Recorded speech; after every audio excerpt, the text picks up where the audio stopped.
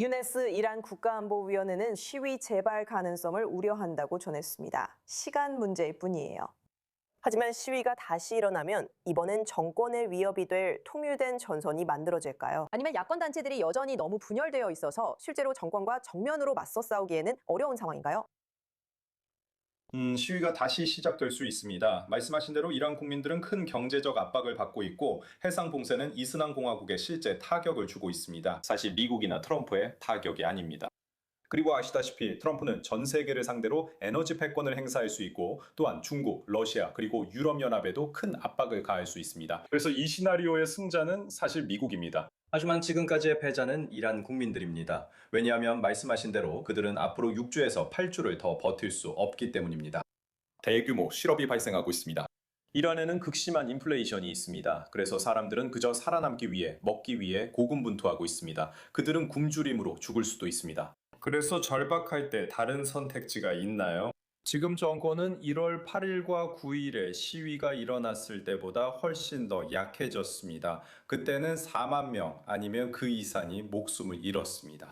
지금 호메이니는 죽었고 라리자니도 죽었습니다. IRGC 최고 지도자들 대부분도 죽었습니다. 하지만 이것이 정권 교체는 아닙니다. 여전히 그 배후에는 같은 급진적인 이념이 남아 있습니다. 밑에 있는 사람들이 조금 더 온건하다고 말할 수도 있지만 어떤 사람들은 그들이 더 온건하지 않다고 주장하기도 합니다.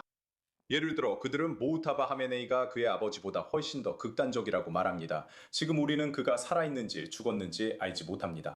저도 의심이 있지만 우리가 아는 건 그가 다리를 잃었다는 사실뿐입니다. 그는 얼굴과 팔에도 크게 다쳤고 거의 말을 못합니다. 그리고 그는 말하고 지도자가 되기 위해 안면 재건 수술이 필요합니다.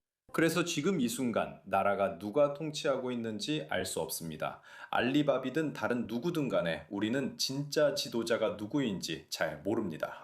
저는 정말로 이란 국민들이 일어나길 바랍니다. 개인적으로 저는 이슬람 공화국과는 어떤 협상도 이루어질 수 없다고 생각합니다. 저는 도널드 트럼프조차도 이슬람 공화국과 협상을 원하지 않는다고 생각합니다. 이 모든 것이 그냥 도널드 트럼프가 세상에 봐라 나는 그들과 협상을 시도했다. 협상을 못한 건 그들이다 라고 말하기 위한 연극일 뿐이라고 생각합니다. 하지만 동시에 중국, 러시아, 유럽연합에도 압력을 가하고 있습니다. 만약 이란 국민들이 정말로 일어난다면 분명한 목표가 있나요? 이번에도 경제 개혁으로 인해 시위가 다시 촉발된다면 정권 교체가 국민들이 정말로 바라는 것일까요? 아니면 기본적인 것부터 시작해 더 나은 생활 여건을 원하는 걸까요?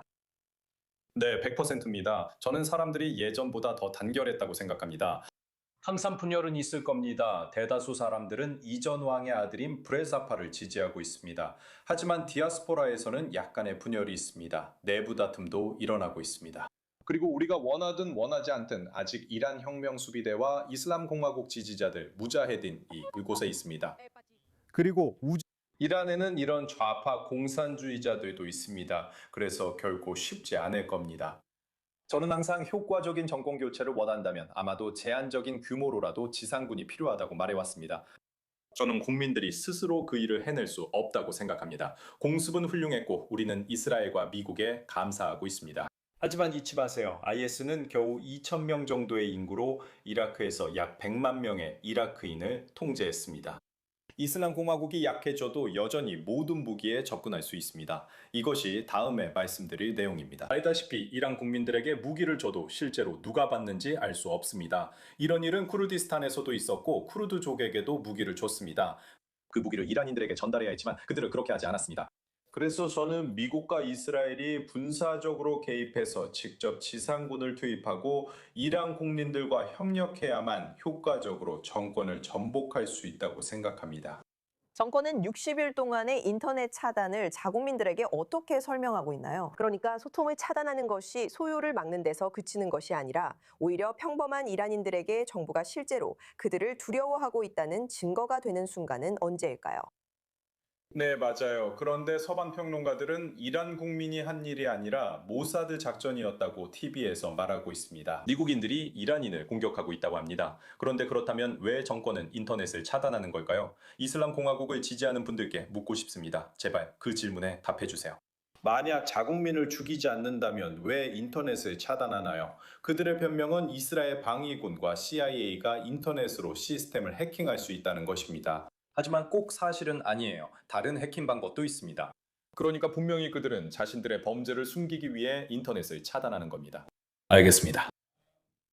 정말로 좋은 결과가 있기를 바랍니다. 이란 국민들은 정권 교체를 원한다는 것을 세계에 증명했다고 생각합니다. 아시다시피 제가 말했듯이 지난 1월에 5만 명이 사망했습니다. 그리고 안타깝게도 국제사회는 2년 반 동안 가자 지구 문제만 떠들어댔습니다. 이스라엘인들과 일부 미국인을 제외하면 이란인들을 위해 별다른 조치를 취하지 않았습니다. 저는 도널드 트럼프와 네타냐후에게 경의를 표하지만 아직 끝나지 않았으니 제발 마무리해달라고 전하고 싶습니다. 문제를 미루지 마십시오. 그리고 모두를 위한 번영하는 미래를 기대합시다. 유네스 사다기안이 훌륭한 시각이었습니다. 오늘 이 24 뉴스 영어 방송에 함께해 주셔서 감사합니다. 불러주셔서 감사합니다. 스튜디오로 다시 돌아와서 아리에 이번 주 온 더 레코드 에피소드 미리 보기로 실제로 이란의 시위 조직자와 인터뷰를 하셨죠. 그는 더 이상 이란에 있지 않지만 그 에피소드는 이번 주 수요일 i24 뉴스 영어 방송에서 방영될 예정입니다. 오늘 그분을 인터뷰하신 걸로 알고 있어요. 이번 시위에 대한 그의 시각과 앞으로 기대할 점을 간략히 소개해 주시겠어요? 네, 방금 전에 유누스가 말한 내용이 바로 그라얀 아미리에게서 들은 이야기와 잘 맞아떨어집니다. 그는 이란 북부 자신의 고향에서 시위를 조직하는 인물 중 한 명입니다. 그는 현장에서 1월 8일과 1월 9일에 벌어진 치명적인 시위를 기록하고 문서화하고 있었습니다. 그는 이란 혁명 수비대가 자신을 쫓고 있었기 때문에 이란을 떠나야 했고 그들이 아직도 터키의 은신처에서 그를 추적하고 있습니다. 하지만 오늘 제가 그에게 이란 국민들이 다시 거리로 나설 가능성에 대해 물었을 때 그는 그들이 단지 거리로 나설 것뿐만 아니라 이미 준비하고 있다고 말했습니다. 그들은 결집하고 있고 스스로 조직하고 있다고 했습니다. 그리고 그는 지난번에는 그들이 무장하지 않았다고 말했습니다. 이번에는 다를 거라고 했습니다. 그래서 이 시위 조직가로부터 매우 흥미로운 이야기들이 나오고 있습니다. 그리고 여러분은 이 모든 것을 수요일 저녁 i24 뉴스 영어 채널에서 볼 수 있습니다.